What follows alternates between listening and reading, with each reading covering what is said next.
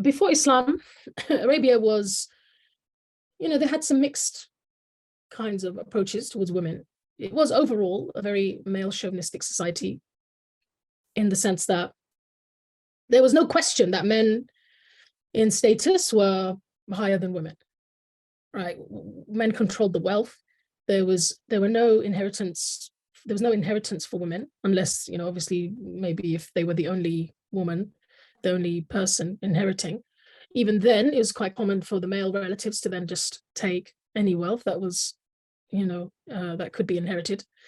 They had no real say in marriage. It was easy for a father to marry his daughter off, or somebody to marry anyone off in their family. They were considered the property of their husbands. So women were even inherited as property. When a man died, his wife could be inherited. They were seen as a burden on society, because we know famously that there was a tradition amongst the Arabs of female infanticide, burying their baby girls alive. And it seems like this was prevalent in certain classes more than others. Allah even mentions this in the Quran, right?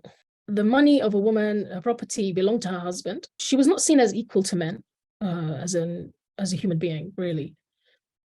She could even be exchanged for goods and services. And we said, women were inherited as property. There might have been some variance in this regard, depending on what kind of social status you had.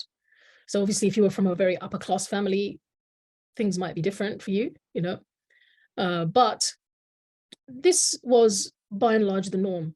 And there were all sorts of very strange sexual practices in that time as well.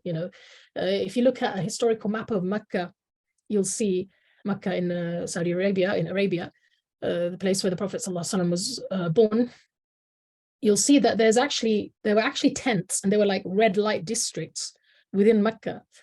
And there were strange practices such as, multiple men, for example, having relations with a woman, and then her choosing who would be the father of any child that came as a result of that, those relations. And prostitution, these types of things were common. There were all sorts of deviant sexual practices going on.